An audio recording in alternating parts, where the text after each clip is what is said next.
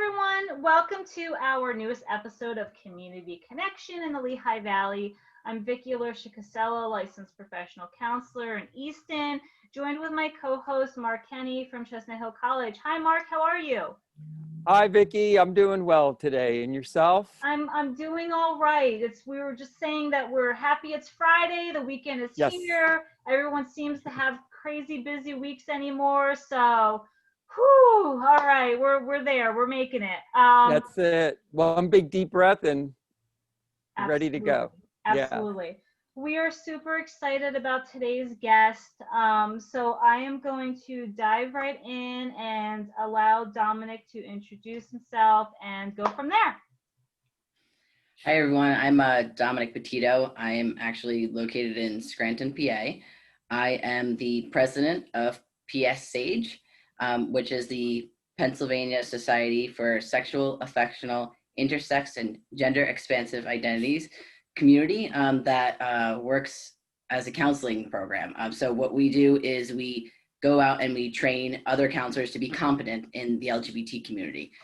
We're a branch of the Pennsylvania Counseling Association, which is our state branch of American Counseling Association. A lot of branches there kind of going down, but I'm a leader there and the president, and I kind of help coordinate various training activities. That's wonderful. That was a mouthful. Thank you for how many times you have to practice that so you don't get the words jumbled. That's a lot. I still get them confused. Thank you for explaining that. Wonderful. Yeah.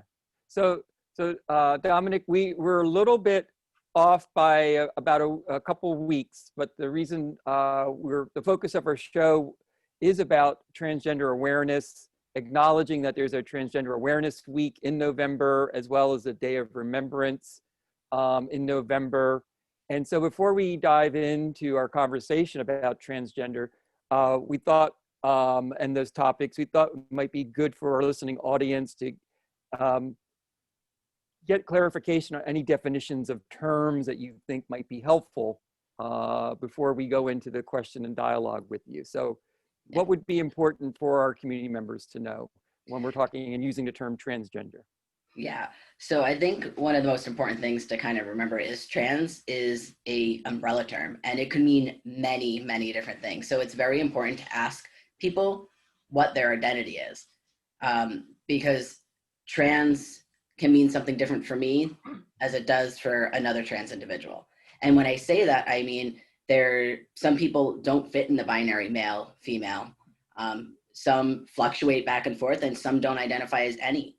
Some identify as both at the same time. So it's very, very important to make sure you're listening and asking these questions to make sure that you know how this person identifies, because each person identifies different. But trans is an identifier for some people. Some people use it as an umbrella term. There are so many different terms. That's why, again, it is important to ask. But kind of a little bit basic terms is there's AFAB and AMAB, which is AFAB is assigned female at birth, and AMAB is assigned male at birth. Those are kind of the terms that some people use, especially around medical professionals, because sometimes they want to know the assigned sex at birth, and sometimes people like to prefer AMAB and AFAB just because it kind of reduces the dysphoria that some people might feel and uncomfortability. I think those are some main terms. Agendered, which kind of along the lines different again for many people, but kind of not fitting in for both, either male or female, kind of just fitting in their own identity. Non-conforming or non-binary, depending on who you talk to in the community, they might find one term offensive compared to the others. Again, it's important to ask. But that's kind of somebody that might fluctuate between male, female, or again, I think a big term, kind of dressing ambiguous. Like you can't really know whether or not they're male or female, but that's who they are.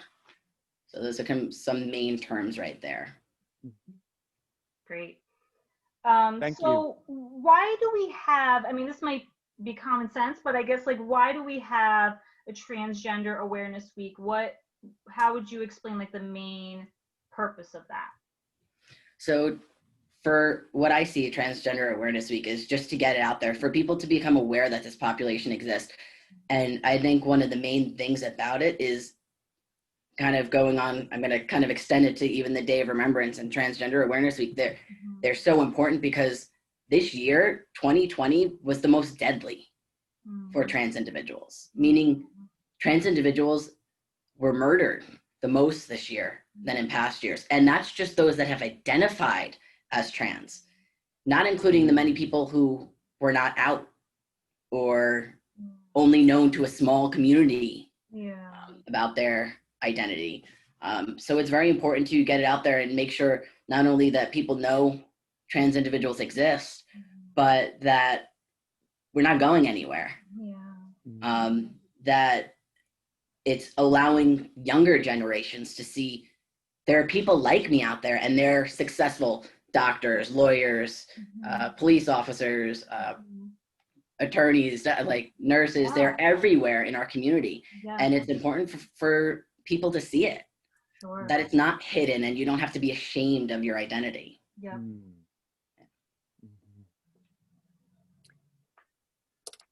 Well, and I think we recently saw in the news a kind of a combination of both things that you're talking about, stories in which recent murders and at the same time recent people in the entertainment industry coming and stating their identity publicly. So you think, so it's part of the awareness is to, as you're saying, reach out to the community, but also inform the greater community too about what the issues and concerns are for this community? Definitely. We want to make sure that people are seeing that there are more concerns than just the uncomfortability that some people might feel. That's actually a minority. We want to make it so that everybody knows, like, this community's here. We want everybody to start feeling comfortable. We want to make sure that people know that it's just not a mental health. A lot of people, for some reason, think it's just a mental health issue, and it's not. It's the mental health issue is because of people not accepting and belittling and making others feel like the trans community doesn't exist or shouldn't exist. And that's not the case. We have this week to make sure that it is known. I mean, just as you said, in this last week, I think it was Tuesday, I think Elliot Page came out, and he is a huge star, and he's been in a whole bunch of shows and movies, and people are excited about this, and the trans community is extremely happy about this. But yet again, you see the opposite side too. Some people in other communities aren't happy about it because they think it reduces their identity because Elliot came out as trans male. Non-binary. And that could potentially cause issues within the community itself, but having somebody as big, they're Oscar nominated, so they're very much out there. And kudos to a lot of places for already changing his name on everything. You look at Netflix, I think it was around 5 o'clock on Tuesday, like they came out in the morning, and by 5 o'clock, Netflix changed everything with him in it to have Elliot Page. All the pronouns, all his names changed, and it was amazing to see that acceptance. Yeah, that's awesome. And it went without any question. And I wish it was that easy for everyone. And it's absolutely amazing that they showed that they were capable of doing that. And I think something like that shows kids and young adults and anyone that if we can get to that point, it should be that simple as this is who I am, and all right, this is who you are, we're going to accept it, and it's just going to be what it is. And as Netflix is huge, for Netflix to have done that, hopefully it shows kids like, this is who you are, we're going to embrace you, and we're not going to go back and question. And of course, there are always going to be people that don't like it, but we want to be a louder voice to say, no, we are here and we're supporting and we're going to accept you for who you are.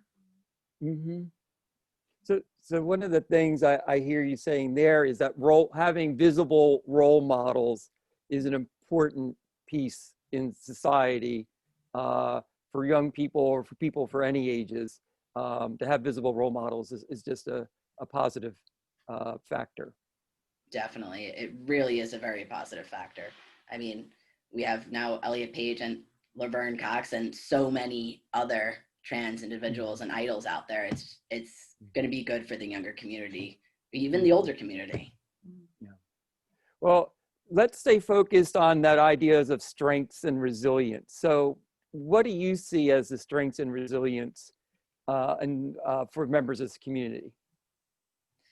I mean, you see so many. I mean, obviously it all depends on the person, but the resilience of this community is we unfortunately embracing this horrific issue of people getting murdered and making it into a day of remembrance and honoring all those people that have passed in a very unfortunate manner, and those that have passed due to other means, and making sure that they're remembered as well. Making sure that we're putting those voices out there and standing up and pushing through and making their reason for there to be a no bathroom bill. Like we shouldn't have an issue with bathrooms, especially in schools, and making all these unfortunate deaths and discrimination mean something, and prevailing and pushing and making sure that we're making it easier for the community as time goes on. Making it a point to, as I said, the bathroom, the passports. It just came out by, I believe it was a federal judge who just said, I think it was yesterday, just said that you can't ask for proof of gender or a sex change for the passport. It's unconstitutional. You can't ask for it. Up until then, you couldn't change your gender marker on your passport until you had proof from a doctor that you went through all the surgeries, which trans individuals, it's different for everyone. You don't need to go through surgery to be trans. You might not be able to. And if you're non-conforming or non-binary, where do you fit in that? So the fact that they're taking that away is just amazing, but that came with a lot of pushback and a lot of resilience of people saying we're not standing for this anymore. And then you also have families. And I think that's something a lot of people tend to kind of forget. You hear a lot about the families that don't accept, but families that do grow and do accept their kids and their grown adults and whoever they are for their transition and take that journey with them. I work at a camp for trans individuals, and 2 weekends a year they have a family camp, and it's amazing to see how these families do nothing but support. And these kids, they're resilient. They take bullying or kids that make fun of them, and they just ignore it, or they take it home and they talk about it with their families, and their families help them grow. And the families just full-heartedly accept them, and it's amazing to see. But it comes with a lot of pushback from communities too, and families trying to shelter their kids. So altogether, the trans community is resilient, families are resilient when they are open to it. And hopefully as a community, as a nation, hopefully we could all be resilient and start pushing towards this change. The word that comes to mind is empowerment. Yeah. It sounds like in a lot of the things that you're describing, I'm thinking to myself, wow, what like empowering moments to be able to come together to fight for something you want or need, that just, it sounds wonderful. It definitely is. And I mean, even that's exactly the word, empowerment. I mean, even for a kid or adult, any age in which a person comes out as trans, just the empower and it does feel to accept that and to be like, I can't live the way you want me to anymore. I need to live and be true to me, true to myself. And that's one of the hardest things, knowing that you're going into this, you're coming out as trans, as who you truly are, knowing that you might lose everyone around you. being extremely vulnerable Mhm. and yet still empowered enough and resilient enough to say, I'm going to do it, whatever it takes, because I need to be happy. I need to be myself. One of my favorite things to say about vulnerability is that it's strength. You know, we see vulnerability so much as a weakness, like we connect those two, but it's very much the opposite. To allow yourself to be so vulnerable and show all those things and talk about all those things that you're struggling with, it takes so much strength to be able to do that.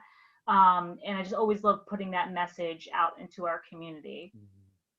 Mark, you wanted to say something. I feel like I keep cutting you off. No, it's fine, Vicky. Oh, no, it's just such wonderful information that I think we're both very engaged with the topic, and to, I guess, and this touches on maybe a later question, but maybe you can talk briefly about how community support. So what kind of organizations, if someone is in the process or in the midst or feeling alone, what kind of organizations are that you're aware of, and we can mention ours here in the Lehigh Valley with the Bradbury Sullivan Center here. But just in general, what are some of your we're sometimes we can do it ourselves, but sometimes it's better to be in community. So you want to talk about how that can happen in community and get community support. It's fine to have pets come in.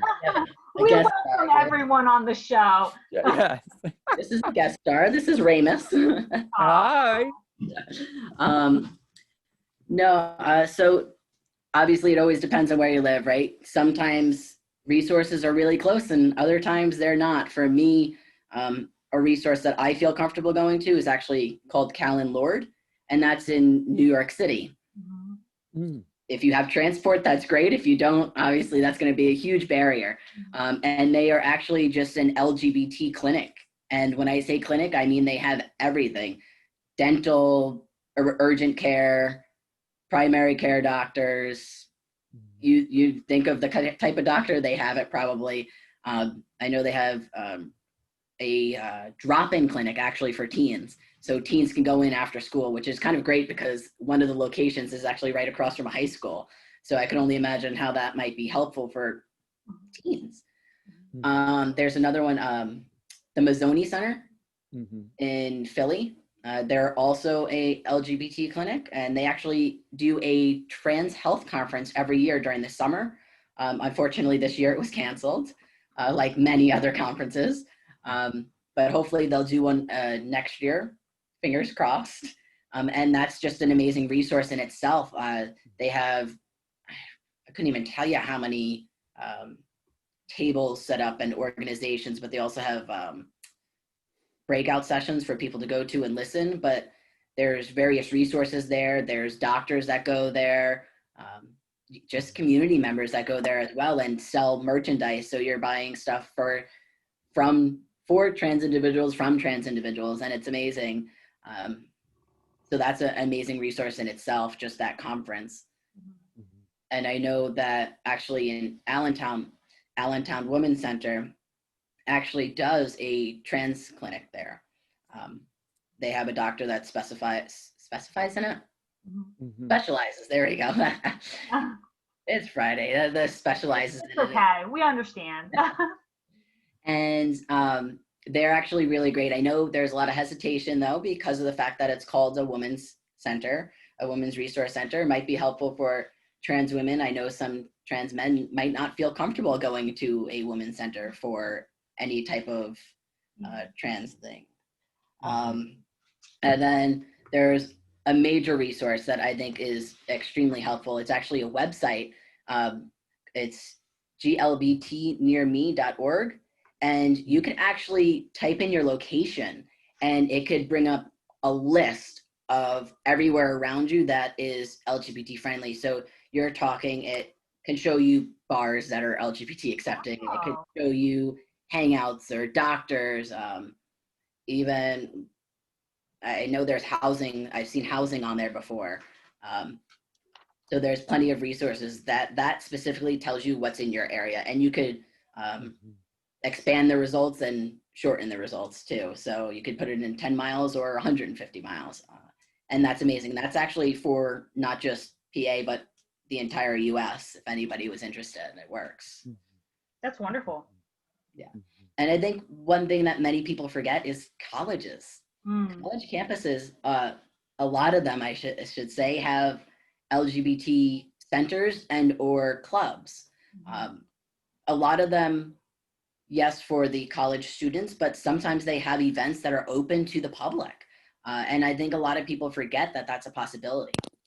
So checking in with local colleges, hey, do you have any events about the LGBT community? And are they open to the public? A lot of times too, if they're not open to the public, if you email, they might open it up because they are unaware that the community wants that type of event. So those are definitely great resources to have. And good idea to speak up, like just asking, because even if some place isn't offering it, just taking that step of bringing it to their attention, like our community would benefit from having more events or conferences or whatever regarding this, might get the ball rolling. So even if who you call isn't offering something currently, you never know if it's gonna lead them to doing something then in the future.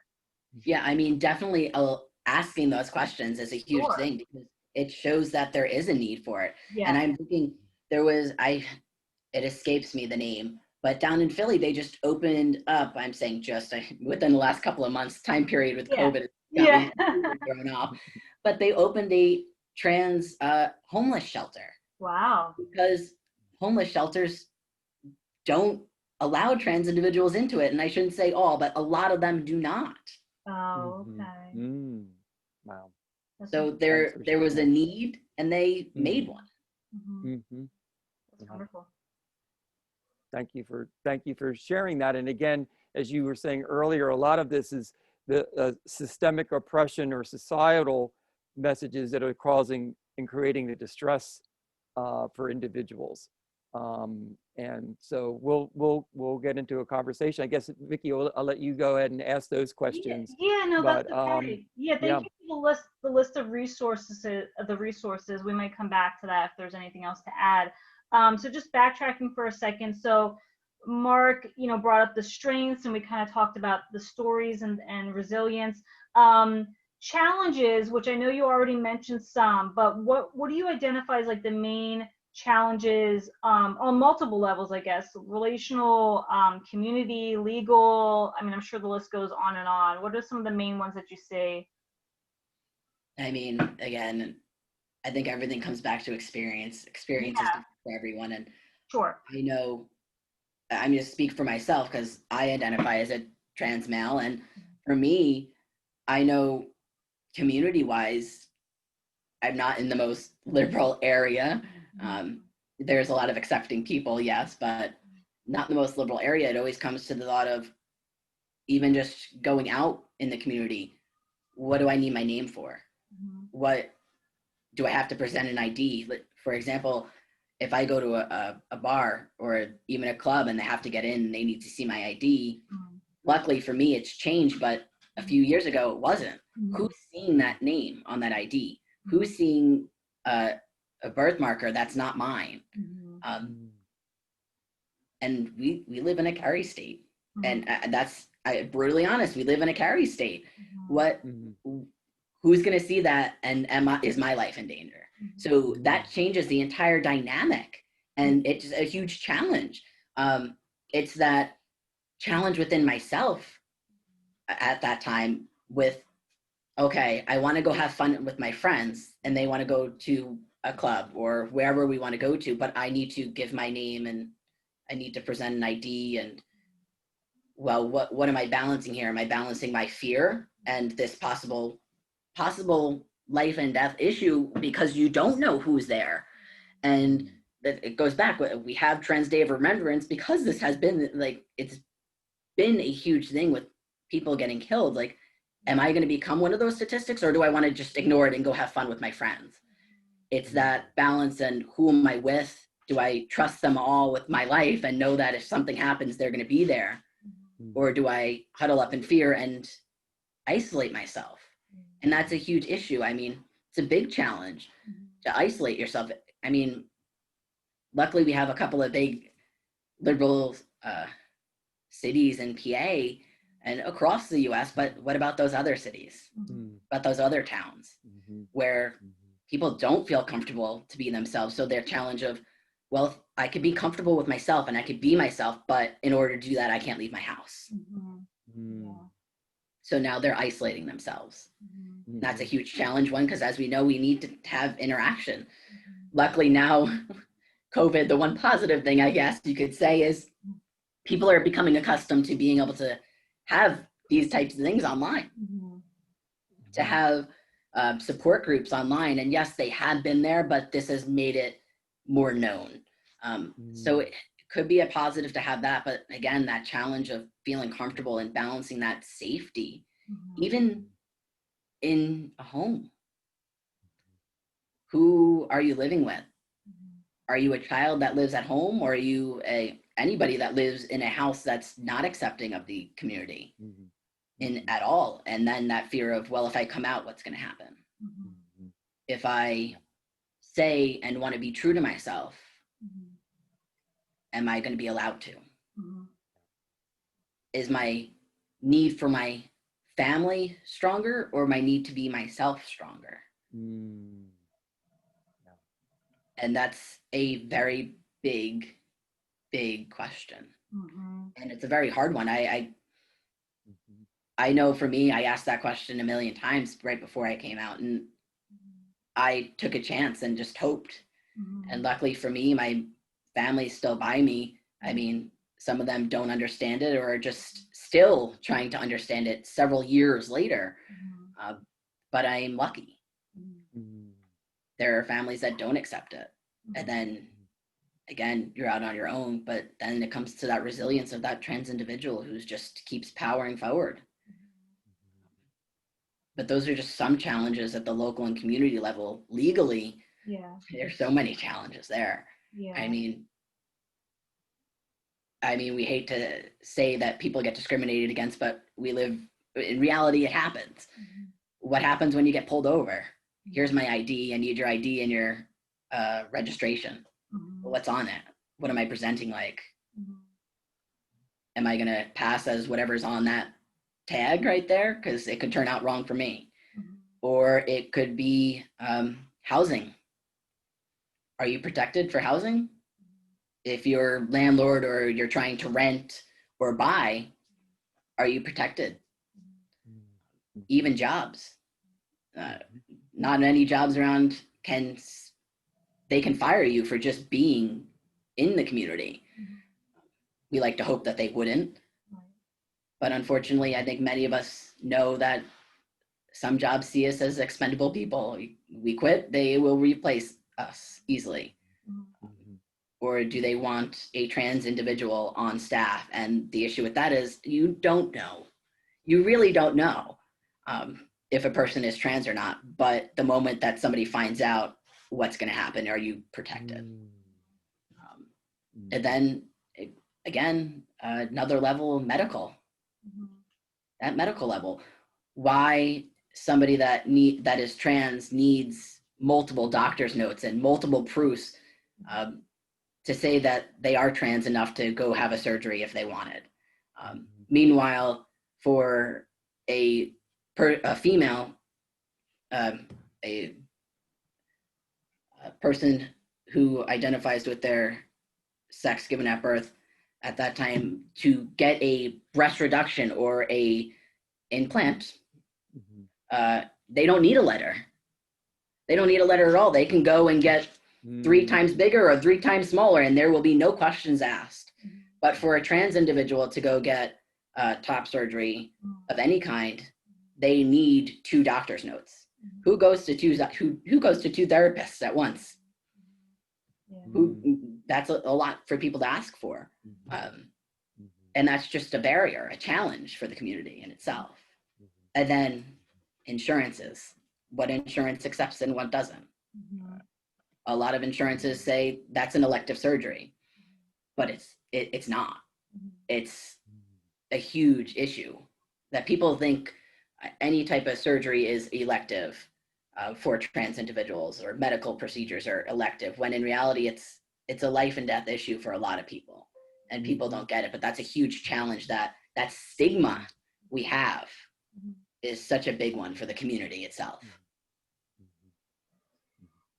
If there's an individual who's watching this or listening to this and they're shaking their head and they're like, yeah, that's me. I'm stuck in all that fear and all that worry of coming out and the what ifs and all that. What would you say, like, is there a first step to take? Like, if they don't feel comfortable coming out to their family first, but rather just finding a support system and that being the first step, like, what would you recommend? I know it's such a weird thing to say, but Facebook. Yeah. Okay. There are so many communities on Facebook. All you have to do is type in trans. And yes, in communities, you're going to find people that don't accept and do accept. But I found so many people on Facebook itself, on groups and pages, and a lot of them are private for that fact of protecting other trans individuals or people exploring their gender identity. And it's a way that you can find out more information and talk to people that might have been in your shoes. YouTube too, watching other people's coming out stories. People are amazing and are willing to share their stories on YouTube with other people. And sometimes that connection, I know for me, when I was exploring, like, somebody was explaining it and able to put in words how they fell upon their gender identity and what made it kind of a light bulb for them. And I was like, oh my gosh, somebody finally put into words, this is what I've been feeling my entire life, and I never had the words to put to it. And sometimes even just finding those words, even though other people are saying them, doesn't make them any less my words too, because I just didn't have it. Yeah. And I think sometimes if you have a friend, sometimes a good friend, even counselors, luckily nowadays you can get counselors right online. And it's absolutely amazing, that transition we've done onto online. And that's been really accessible for a lot of people. But I think kind of just try and stay true to you. It's hard, and sometimes you need to protect yourself, and that's completely okay. Your safety is what matters. But remember who you are and hold on to that. Hopefully one day you'll be able to be completely true to yourself. Yeah. That's lovely. Thank you. Yes, thank you for and when you've heard stories or read stories, that really struck home about a feeling before you could put it into words, as part of that journey. Really thank you for sharing that. I think that's a real nugget for us all to understand. Yeah, I think that's always something that people forget until you think about it. Babies don't have words until they're taught them. We don't have words for feelings we might be having or emotions that we're going through or anything if we were never taught them. We might have those feelings, we might know what's inside, but until we have that word that clicks, keep exploring it. You'll find it. Very true. Very true. You touched, one of the reasons we invited you was also the Day of Remembrance. And can you just let our audience know what occurs on a Day of Remembrance? Can you give us kind of an idea of events? And for next year in 2021, is it a community event that anyone who wishes to attend can attend? People who identify as cisgender or non-conform gender, is it open to others too? Yeah, definitely. I mean, it is open for everyone usually. Sometimes they have small events that are private just because it's a family member, or it could be like that, but definitely check. Most of the time they're open to the public. And the Trans Day of Remembrance, it's run differently everywhere, but most of the time it's a reading of all the names of people who have passed away, and their age. Sometimes they include the location or a story about them.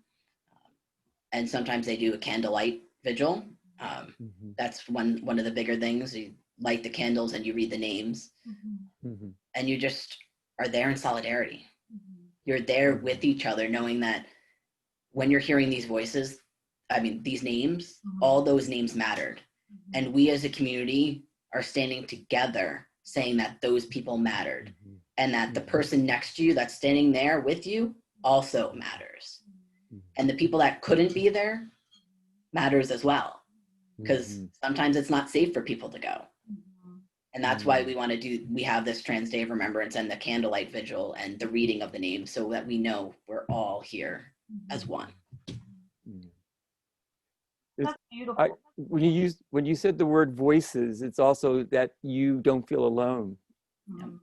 You know, so you actually can hear the voices around you, and that really helps alleviate that feeling of, at least maybe in that moment, that you're not alone, to hear all those voices with you. Yeah, definitely. I mean, I think that's one of the scariest things for anyone, the trans community and other communities. I mean, that feeling of aloneness is one of the worst feelings people could have, and to have those people around, it really is amazing.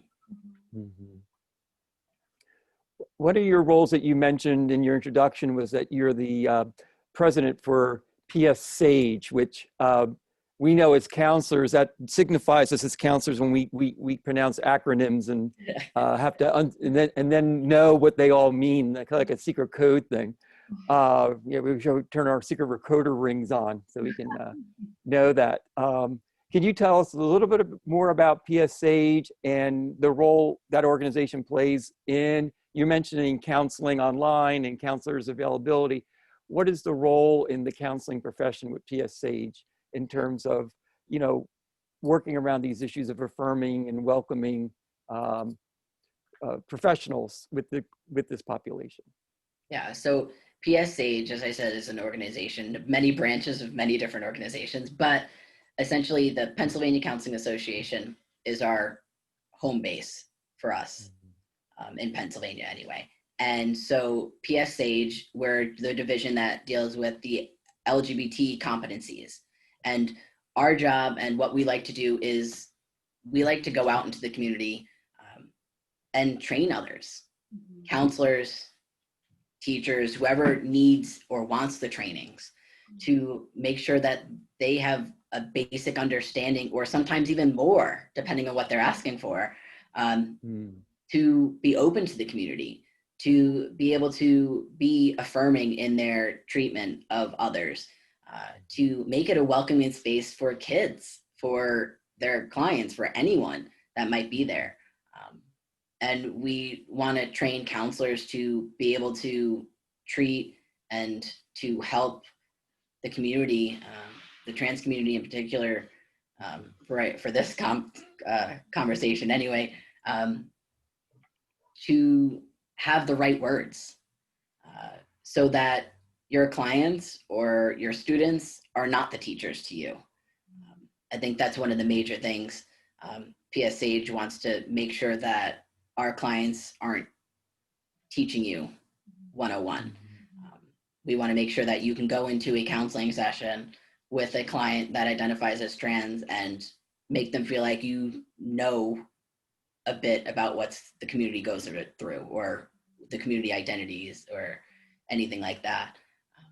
And yes, clients are going to know you don't know everything, but to have even that bit of welcomeness is amazing. And I think PS SAGE is one of our major things that come up, I believe, in almost every training we've done, is from the moment your client meets you, what are you showing and saying about the community, the LGBT community in general? Do you have flags in the office? Do you have questionings about what name do you go by? What pronouns do you use? What's your sexual affectional orientation? Those types of things, because the moment I see that, the moment I know, all right, I feel a little bit more comfortable with them. If I see any forms, in all honesty, the paperwork, and they don't ask me what pronouns I use or what name I go by, I'm going to feel a little bit cold, and I might never go back just from that piece of paper. I haven't even met the person. They could be the best person in the world, but if I don't feel comfortable from that one thing, that's kind of turning a lot of people away. So PS SAGE's job is to go out there and teach others to see their clients might be seeing, and to make it the most accepting environment they can. And maybe a key thing just to what you touched on is that those agencies, offices, or other community organizations or even events, when they do that, when they put it out front, then people don't have to ask. And that in itself is welcoming, when people don't have to inquire if you're welcoming. If you make it apparent from the very beginning, in terms of what you put out there in your literature or in your posters or, you know, your communications. Definitely. I'm curious to know, like, how involved, oh, hello, Kitty. I'm curious to know how involved the organization like currently is with school districts, because I feel like with schools and just mental and emotional health, like I feel like it's just a recent thing where a lot of schools are now requiring to be trauma informed, and just the general mental and emotional, you know, things that they're seeing kids struggle with. So to be able to also require schools to be informed about, you know, the LGBTQ community and all that, as like a required training to be able to connect with certain students on that level. Like, are you aware if the organization, like how involved they're, you know, how much they're connected with local schools? So I know that we're willing and more than happy to do trainings like that. Unfortunately, I know school districts, it gets very complicated when it has to go with this superintendent and all that stuff with who approves the trainings. But we would definitely be happy to do trainings for schools and stuff, because I do know that it's only going to be a matter of time until the schools are asking for these types of trainings. Unfortunately, right now, I know we're not going into like elementary schools and high schools, but there have been some colleges that we have members at that do talk about, hey, we're willing to go give talks, or they're a great face for PSH and also talk about competencies for the community. Yeah, great. I know you listed, you know, a lot of resources earlier. Is there anything else you would like to add to that list? I think, I mean, for searching for counselors anyway, I think Psych Today might be helpful as well, because you could actually look up based on competencies and specialties. So you could specifically click on trans or gender identity exploration, and it'll bring you up to a whole bunch of counselors that have trainings in that. Great. I think that's a good resource for people that are seeking counseling anyway. Any upcoming events? I mean, now granted, you know, virtual events at this point, fortunately, unfortunately, but are you aware of any upcoming events that people could, you know, become involved in? I know we just had our conference, our pre-conference, a few months ago, but we do that every year, and we do try and do little trainings throughout the year.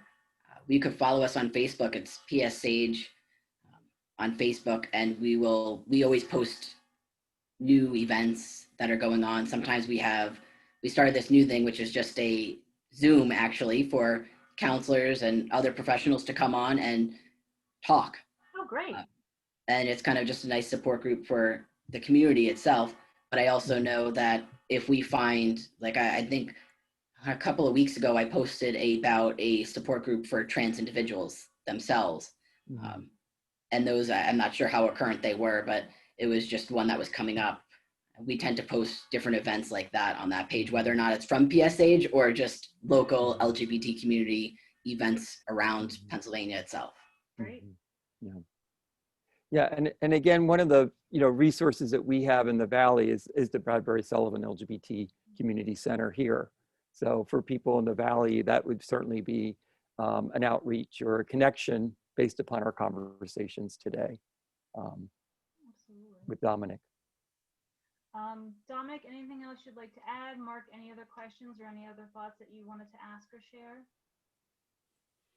No, I just appreciate the sharing of your own journey and just letting us know what experiences, you know, can happen with the trans community, why it's important that we have that awareness week, and that it really needs to be awareness year round, and that we all need to continue to work together to lower those external distressors, be it community or even legal level, in order to improve people's mental health and allow them to be and live their lives. So I just appreciate your sharing on all those different levels. Of course. I thank you both for having me come and talk about this amazing and highly important topic. It's amazing. Keep doing this. It's absolutely great. And I'm sure many of the listeners are very grateful of this. Can I just end with one more question? Yeah. So one thing that I have seen pop up on social media a few times is this group of moms who willingly give out hugs to the LGBTQ community of, their parents who kind of disown them in a sense, or aren't supportive. Is that a real thing? Because I want to sign up for that. Every time I see it, I think that's so lovely. Like, I want to be one of those huggers. Is that a real? I mean, like, I see it. Where's that stem from? I'm not sure if there's actually a group, but Okay. any Pride event that you go to, there will be moms with signs. Okay. And they just say hugs for free. And Okay. it literally says mom hugs. I've seen a couple that say dad hugs. For those people that don't have family members that accept it. And let me tell you, those hugs are just like our parents' hugs, just like that mom dad hug or grandparent or whoever you identify as your parental guardian. Those hugs, and they're just amazing, and they do happen all the time. Very cool. Okay. Yeah. Thanks. I just had to ask, like, should I ask this question? Is that silly? So, okay, well, great. Thank you so much. So much great information. We really appreciate you taking the time to be here. Do you have a phone number or an email address or anything that you personally want to share? Yeah. Please, if you have any questions, please email me at petitto.dominick@gmail. And then, Do you want to spell that real quick? yeah. So it's PETITTO DOMINICK@gmail.com. And then if you email me, my email usually comes back with a number that you could text or call to, and I'll be happy to help out. All right, fantastic. Thank you so much. Mark, and also thank you for my wonderful co-host. Thank you for all our viewers and listeners. Please feel free to, reach out to any one of us, or if you're struggling with anything else, please use your support system. Know that you aren't alone. There's always here someone willing to listen and, shoulder the cry on, and that support is just so needed for so many of us. So thank you so much. Have a great night.